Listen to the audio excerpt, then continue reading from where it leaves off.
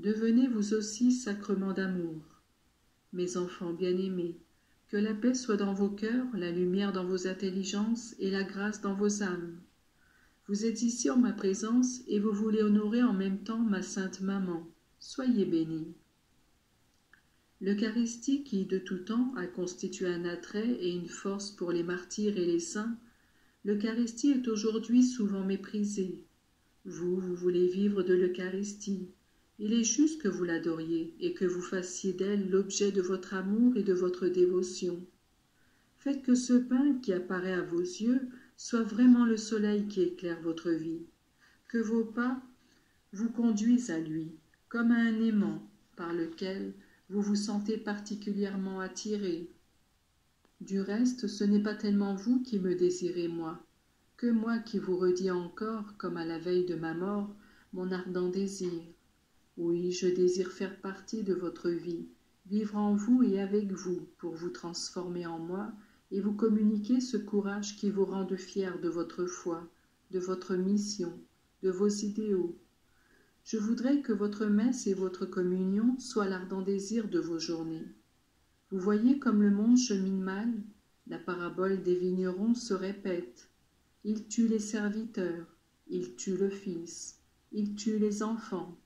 Même si le terme est pris au sens figuré, de véritables morts spirituelles se produisent et se multiplient dans le monde.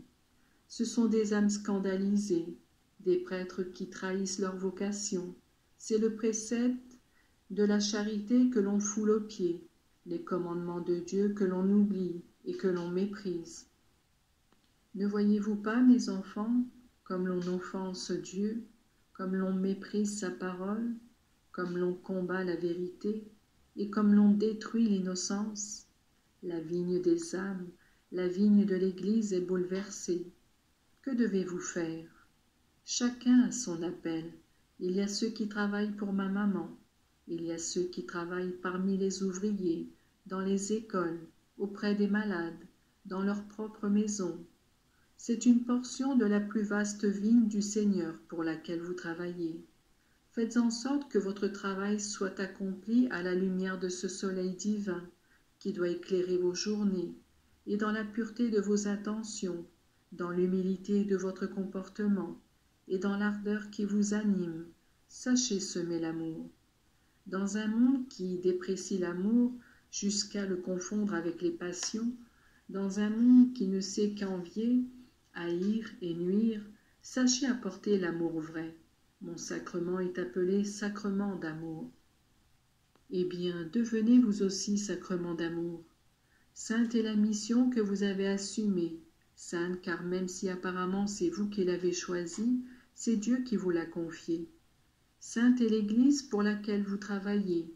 Même si beaucoup de ceux qui la composent sont dans le péché et dans l'erreur, l'Église est toujours mon épouse, qui doit être animée et servie puisqu'elle est cette solide construction contre laquelle les puissances de l'enfer ne prévaudront jamais. Sainte est votre personne.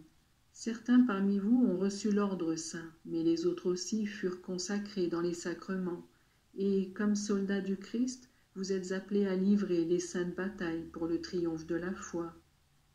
Eh bien, au nom de cette consécration, allez dans ma vigne et répandez l'amour véritable, qui est donation à Dieu et donation mutuelle. Le monde a besoin d'amour. Recevez-le de l'Eucharistie et donnez-le à pleine main d'un cœur sincère. Vous êtes peu nombreux, mais les apôtres eux aussi étaient peu nombreux. Quelquefois vous avez vu une poignée d'hommes partir pour des terres lointaines et accomplir des miracles de conversion. Le plus important, c'est que vous puissiez être continuellement en communion avec votre Dieu. Si de plus vous vous reconnaissez misérable, je suis content. C'est le premier pas vers les conquêtes. L'abîme de la misère appelle l'abîme des richesses de Dieu. Faites bien attention, quand votre misère vous apparaîtra plus clairement que d'habitude, et c'est une grâce de Dieu, ne vous renfermez pas en vous-même, ne vous découragez pas, ne vous laissez pas abattre. Il y a quelqu'un qui s'est humilié pour vous, jusqu'à devenir un ver de terre. Il y a quelqu'un qui sans cesse s'humilie, cachant sa grandeur infinie sous les apparences d'un peu de pain. Allez auprès de lui et apportez-lui vos misères, vos faiblesses. Lui vous accueillera, vous relèvera, vous fera regarder en haut, et le découragement se transformera en cette force mystérieuse qui fit de Pierre repenti un martyr, et qui vous donnera beaucoup d'amour, comme celui qui transforma Madeleine en un miracle d'amour. Et maintenant je vous bénis un à un. Demeurez dans mon amour et dans le cœur de ma maman.